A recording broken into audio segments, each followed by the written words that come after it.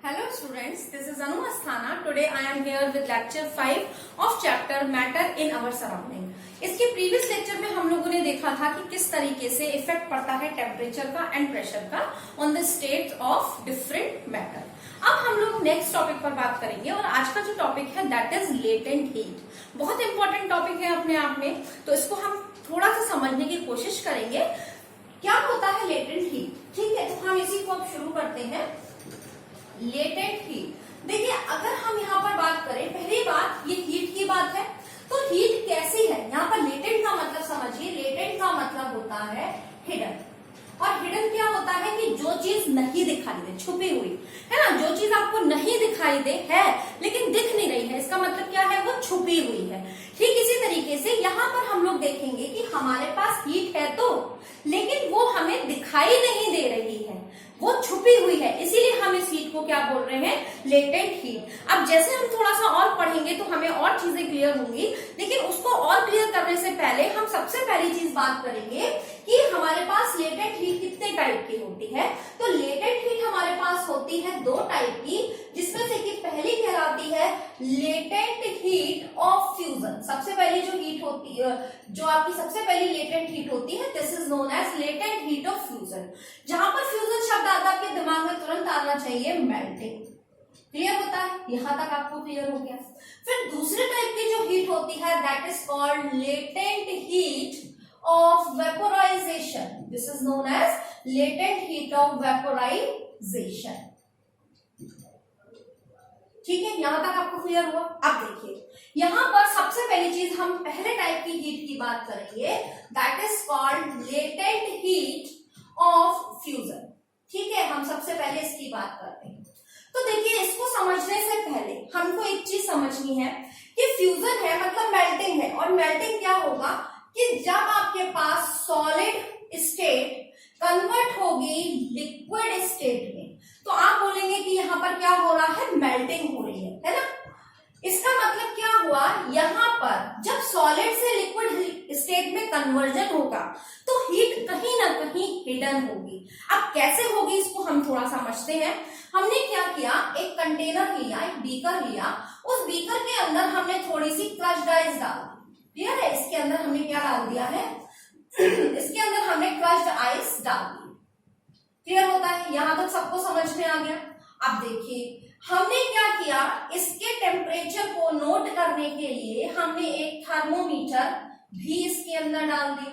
Thermometer थोड़ा सा हम लंबा बना देते हैं, हमने इसके अंदर थर्मोमीटर डाल दिया। ये क्या है? हमारा थर्मोमीटर। क्लियर होता है? अब देखिए क्या होगा, हम देखते हैं कि जिस समय हमने सिर्फ आइस डाली है, ये थर्मोमीटर हमको रीडिंग शो करता है 0 डिग्री सेल्सियस। क्लियर है? 0 डिग्री सेल्सियस अभी हमारे पास रीडिंग आती है थर्मोमीटर में। क्लियर? जब हमारे पास क्या है? सारी आइस है। अब हमने क्या किया, इसको हमने गर्म करना स्टार्ट किया, मीन्स इसको हमने बाहर से हीट प्रोवाइड करवाना स्टार्ट किया। तो हमने क्या देखा कि जब हम इसको बाहर से हीट प्रोवाइड करवा रहे हैं तो क्या होगा, ये धीरे धीरे जो आइस होगी वो क्या होने लगेगी? मेल्ट होने लगेगी। आपको भी पता है कि हीट आपने जब बाहर से दी तो इसका मतलब क्या हुआ कि अभी जो कंडीशन थी वो क्या थी कि हमारे पास आइस थी, वो सॉलिड फॉर्म में थी और वो वाटर में कन्वर्ट होगी, मतलब अभी वो किस फॉर्म में आएगी? वो लिक्विड फॉर्म में आएगी, है ना। अब सॉलिड के जो पार्टिकल्स होते हैं दीज आर टाइटली पैक्ड, ये आप लोग पहले पढ़ चुके हैं। लेकिन लिक्विड के पार्टिकल्स क्या होते हैं? थोड़े से दूर होते हैं, टाइटली पैक्ड नहीं होते।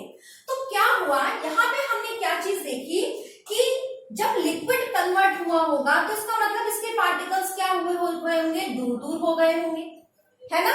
इसका मतलब क्या हुआ कि अब हमारे पास एक क्वेश्चन राइज होता है कि ऐसा कैसे हुआ। तो ऑब्वियस चीज है, हमने देखा कि यहाँ पे आइस है, वो सॉरी कैंडल है, इसके थ्रू हम क्या कर रहे हैं? इसको गर्म करना स्टार्ट करते हैं। तो हम देखते हैं कि हमारी जो आइस है वो क्या होने लगती है? मेल्ट होने लगती है। इसका रीजन आपके सामने आता है कि हीट आपने बाहर से प्रोवाइड की, तो उस हीट का जो यूज था वो क्या हुआ? एनर्जी मिली उस हीट के कारण, और उस एनर्जी का जो यूज था वो कहां पर हुआ? एनर्जी के कारण ये जो आपके पास फोर्स ऑफ अट्रैक्शन था पार्टिकल्स के बीच में वो कैसा हुआ? कमजोर हुआ, वीक हुआ, जिसकी वजह से क्या हुआ कि जो पार्टिकल्स थे अभी वो क्या हो गए, थोड़ा सा दूर दूर हो गए, और क्या हुआ, जो सॉलिड था वो लिक्विड में कन्वर्ट हो गया, और आपने कहा कि हमारी आइस जो है वो मेल्ट होने लगी है। यहां तक आप सबको क्लियर हुआ। अब क्वेश्चन यहाँ पर ये अराइज होता है कि हम कंटिन्यूअसली इसको हीट दिए जा रहे हैं और आइस भी मेल्ट होती जा रही है हमारी, लेकिन हमारे पास यहाँ पे जो थर्मोमीटर में रीडिंग है उसमें कोई भी चेंज नहीं आ रहा। रियलिटी में होना क्या चाहिए कि जब हम इसे कंटिन्यूअसली हीट प्रोवाइड करवा रहे हैं तो इसका टेम्परेचर धीरे धीरे ग्रेजुअली राइज करना चाहिए, लेकिन यहाँ पर ऐसा कुछ भी नहीं हो रहा।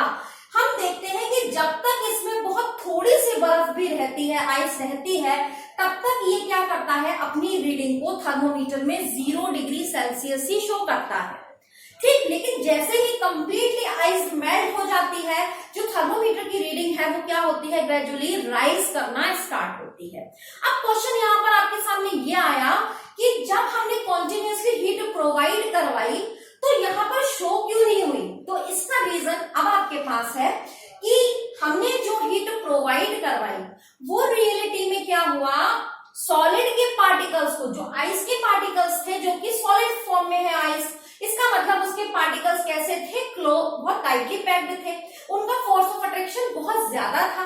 तो जो हमने हीट प्रोवाइड करवाई वो हीट क्या हुआ, इनके फोर्स ऑफ अट्रैक्शन को कम करने में यूज हो गई, और जिसके कारण जब फोर्स ऑफ एनर्जी, उनका जो अट्रैक्शन था वो कम हुआ, तो उसके कारण क्या हुआ, वो लिक्विड स्टेट में कन्वर्ट हो गए।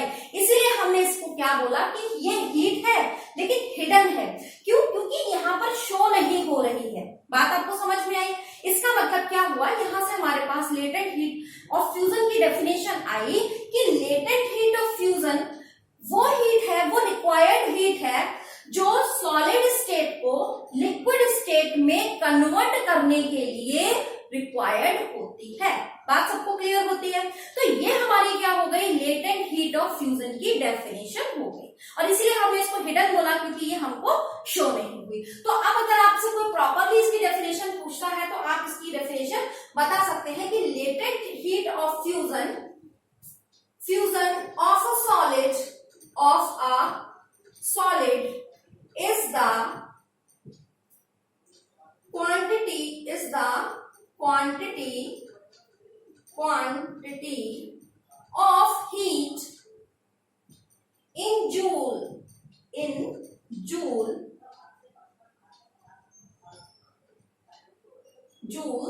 required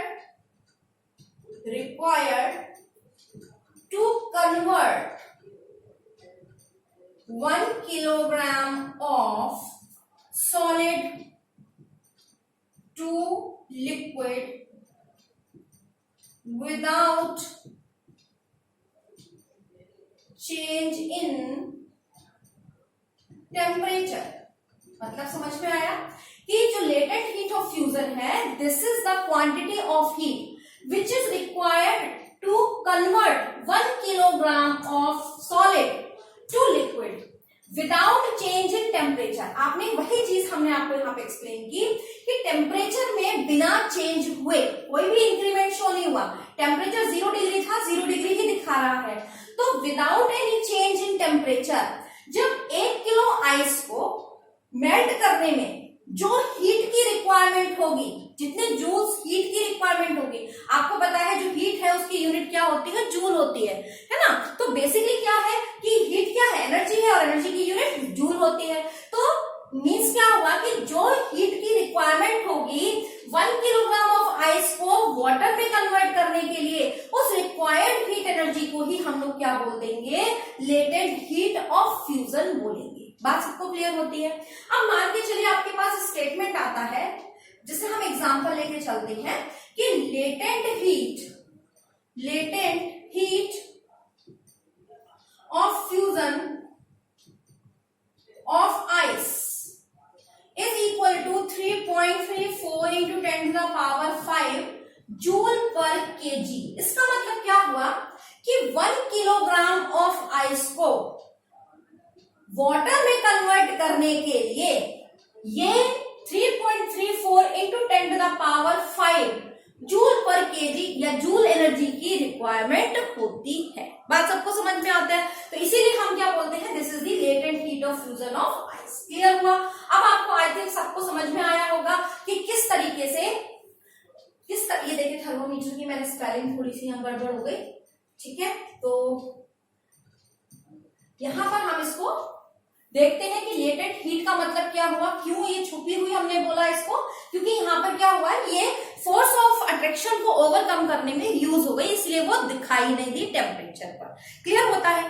अब यहाँ पर एक क्वेश्चन और आपके पास राइज होता है कि अगर हम मान के चलिए 0 डिग्री सेल्सियस पर हम आइस को ले लें और 0 डिग्री सेल्सियस पर ही हम क्या ले लें, वाटर को ले लें, तो आपसे अगर क्वेश्चन को पुटअप करें कि आपको क्या चीज ज्यादा ठंडी लगेगी, 0 डिग्री सेल्सियस का वाटर या 0 डिग्री सेल्सियस की आइस, कौन सी आपको ज्यादा ठंडी महसूस होगी? तो आप बोलेंगे कि आइस हमको ज्यादा ठंडी लगेगी इन कंपैरिजन ऑफ वाटर। उसका रीजन क्या है कि आपने जब अपने हाथ पर उस आइस के पीस को रखा तो क्या हुआ, वो आइस जो थी वो मेल्ट होना स्टार्ट हुई। तो मेल्ट होने के लिए ऑब्वियस चीज है कि उसके अभी सॉलिड फॉर्म में थी, सॉलिड फॉर्म का मतलब हुआ कि उसके जो पार्टिकल्स थे उसके पास क्या थी, अब जो फोर्स ऑफ अट्रैक्शन था वो बहुत ज्यादा था। अब मेल्ट हुआ है, इसका मतलब क्या हुआ कि उसने आपके हाथ में से लेटेंट हीट को एब्जॉर्ब किया, है ना, लेटेंट हीट को एब्जॉर्ब किया और उस हीट का यूज उसने क्या किया, या आप बोल सकते हो उसने आपके हाथ से हीट को एब्जॉर्ब किया और उस हीट का यूज उसने उस फोर्स ऑफ अट्रैक्शन को ब्रेक करने के लिए या कम करने के लिए किया। बात सबको समझ में आई? तो इसीलिए वहां पे क्या हो जाएगा, आप सीधे बोलोगे कि वहां पे क्या हुआ, लेटेंट हीट जो थी वो एब्जॉर्ब हुई। क्लियर होती है? तो इसीलिए क्योंकि वहां पर एब्जॉर्प्शन हुआ, तो और आपको पता है कि जब आप किसी भी चीज में से हीट एब्जॉर्ब होती है तो वहां पर वो कैसी दिखाई देती है, वो चीज आपको ठंडी महसूस होती है। इसीलिए आपको क्या हुआ, यहाँ पर आपको जो बर्फ थी वो ज्यादा ठंडी लगी, जबकि वाटर के केस में ऐसा नहीं है। ऑलरेडी वो तो वाटर क्या है, ऑब्वियस चीज है कि वो क्या होगा, वो वाटर फेज में है ना। तो यहाँ पर अभी क्या है, उसको स्टीम में कन्वर्ट करने के लिए तो भाई ज्यादा चाहिए होगा ना, स्टेट कन्वर्ट करने के लिए 0 डिग्री पे तो स्टेट कन्वर्जन होगा नहीं, तो वहां पर उसको ज्यादा हीट की रिक्वायरमेंट होगी। तो इसीलिए हम क्या बोलते हैं कि जो आइस है वो हमको ज्यादा ठंडी दिखाई देती है in comparison of water at 0 degree Celsius. Clear होता है? सबको समझ में आया? चलिए, अगर आपको ये क्लियर हुआ है तो अब आपके लिए लेटेंट हीट ऑफ वेपोराइजेशन को समझना बहुत इजी हो जाएगा। तो देखिए, अब हम लोग जो नेक्स्ट पढ़ रहे हैं that is called latent heat of vaporisation. अब इसमें हम थोड़ा सा चेंज करेंगे सेटअप को अपने। यहां पर अब हमें क्या करना है, देखिए पहली चीज हम यहां पर लिखते हैं लेटेंट हीट ऑफ वेपोराइजेशन। अब लेटेंट हीट ऑफ वेपोराइजेशन का मतलब क्या हुआ कि हमारे पास वाटर है, वेपोराइजेशन कब होगा कि जब वाटर यानी कि लिक्विड स्टेट किस स्टेट में आ जाएगी, आप लिक्विड लिखिए नॉट वाटर। यहां पर क्या होगा, जो लिक्विड स्टेट होगी वो किस में आएगी, गैसियस स्टेट में कन्वर्ट होगी। क्लियर होता है? वेपोराइजेशन का मतलब यही है। अब आपको क्या करना है, यहां पर सेम एक्सपेरिमेंट को आपको रिपीट करना है, लेकिन अब हमें यहाँ पे आइस की जगह हमें क्या लेना है, हमें वाटर लेना है। क्लियर हुआ? आपको पता है कि यहाँ पर क्या हो जाएगा, अब सीन चेंज होगा। मतलब क्या हुआ, अभी यहाँ पर जैसे ही पानी आपका बॉयल होना, जैसे ही 0 डिग्री स्टार्टिंग में जब आप उसको हीट प्रोवाइड करवाएंगे तो क्या होगा, आपका जो टेम्परेचर होगा वो ग्रेजुअली बढ़ता जाएगा। वो ग्रेजुअली यहाँ पर अभी 0 डिग्री नहीं आएगा, 0 डिग्री हम यहाँ पे ले लेते हैं, मान के चलिए ये है हमारा 0 डिग्री, है ना, सॉरी 100 डिग्री सेल्सियस। अब क्या होगा, स्टार्टिंग में जब हम इसको हीट प्रोवाइड करवाएंगे तो क्या हो जाएगा, हम देखेंगे कि जो धीरे धीरे पानी का टेम्परेचर है वो राइज होने लगेगा, मतलब हमें टेम्परेचर राइज होता हुआ दिखाई देगा। लेकिन जैसे ही हमारा टेम्परेचर 0 डिग्री सेल्सियस पे पहुंच जाएगा पानी का, तो क्या हो जाएगा, हम देखेंगे पानी बॉयल होना स्टार्ट होगा। जब पानी बॉयल होना स्टार्ट होगा तो टेम्परेचर क्या हो गया, 0 डिग्री सेल्सियस। उसके बाद हमने देखा कि टेम्परेचर हमारा 100 डिग्री सेल्सियस पर ही रह गया। 100 डिग्री सेल्सियस पे तब तक रहेगा जब तक कि कंप्लीटली क्या नहीं हो जाता, वेपर फॉर्म में नहीं आ जाता। बात समझ में आ गई? इसका मतलब क्या हुआ कि यहाँ पर अगेन वही चीज हुई कि हमारे पास जो वाटर था या लिक्विड था, लिक्विड के पार्टिकल्स कुछ इस प्रकार से थे, मीन्स उनका फोर्स ऑफ अट्रैक्शन सॉलिड के कंपैरेटिवली कम था। हुए ये गैसियस स्टेट में आ गए, मतलब क्या हुआ कि इनका फोर्स ऑफ अट्रैक्शन और कम हो गया।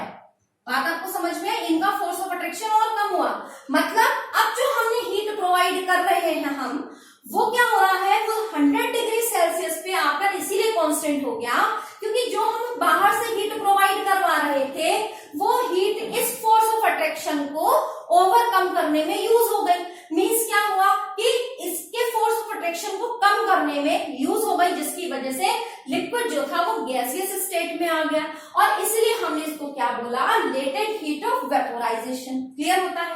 अब आपकी यहाँ पर डेफिनेशन भी चेंज हो जाएगी थोड़ी सी, बस फर्क क्या हो जाएगा, यहां पर लिक्विड हो जाएगा और यहां पर हो जाएगा आपका गैस, ठीक।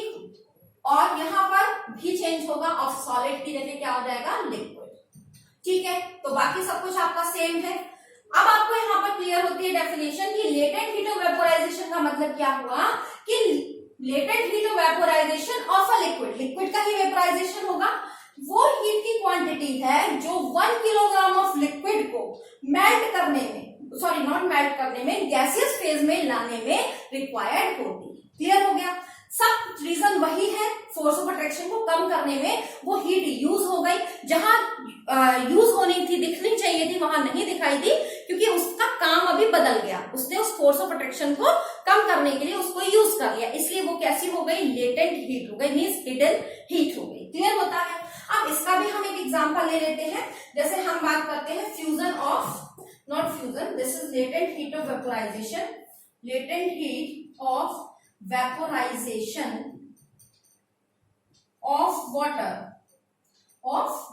वाटर का कितना होता है, that is 22.5 into 10 to the power 8 joule per kilogram. मतलब क्या हुआ कि 1 किलोग्राम ऑफ वाटर को, 1 किलोग्राम ऑफ वाटर को स्टीम में या वेपर में कन्वर्ट करने के लिए 22.5 into 10 to the power 8 joule heat की रिक्वायरमेंट होती है और उस हीट को ही हम लोग क्या बोलते हैं, latent heat of vaporisation. Is it clear. अब आपके सामने एक क्वेश्चन और अगेन राइज होगा कि आपके पास 100 डिग्री सेल्सियस पर स्टीम है, मतलब गैसियस फेज में, या आप स्टीम ही लिखते हैं, स्टीम है ना, या आप नॉर्मली समझ लीजिए, और 100 डिग्री सेल्सियस पर ही आपका वाटर है, तो कौन सबसे ज्यादा आपको बर्निंग का एहसास कराएगा, आप किससे ज्यादा जलेंगे। तो ऑब्वियस सी चीज है कि स्टीम से आपको ज्यादा जलन महसूस होगी। उसका रीजन क्या हुआ, अगेन कि यहाँ पर स्टीम में कन्वर्ट हुआ, पानी था, आपने देखा कि जैसे आप स्टीम से आप जलते हैं, मींस आप अपने स्टीम को टच करते हैं, तो क्या होता है, स्टीम जो होती है वो कंडेंस होती है, तो वो आपके, अब स्टीम की एनर्जी, गैसेस की तो एनर्जी ज्यादा है ना, तो वो क्या करेगी, वो हीट को, भाई कंडेंस हो रही है तो वो हीट को अभी क्या करेगी, रिलीज करेगी, है ना। तो ऑब्वियस चीज है, तो वहां पर क्या होगा कि कंडेंस होने के लिए, मींस उसको वाटर में कन्वर्ट करने के लिए वो क्या करेगी, आपके हाथ को हीट प्रोवाइड करेगी और रिलीज करेगी हीट। आपके पास ऑलरेडी हीट, मतलब आपका हाथ गर्म था, अभी स्टीम के कांटेक्ट में जैसे आया तो वहां पर क्या होगा, हीट के कांटेक्ट में आते ही उसकी हीट ज्यादा है, आपके हाथ की हीट कम है, तो वो क्या करेगा, जब कंडेंस होगा तो वो अपनी हीट को, लेटेंट हीट को रिलीज करेगा, और जब रिलीज करेगा तो उसकी वजह से आपको बर्निंग ज्यादा महसूस होगी। बात सबको समझ में आई। तो यही कारण है कि हम लोग स्टीम से ज्यादा तेज जलते हैं in comparison of boiling water. तो आई होप कि आपको ये चीज समझ में आई होगी, और आपको अगर कोई भी डाउट लगता है तो प्लीज आप अपने कमेंट बॉक्स में जाकर क्वेश्चंस को पूछ सकते हैं। Thanks a lot.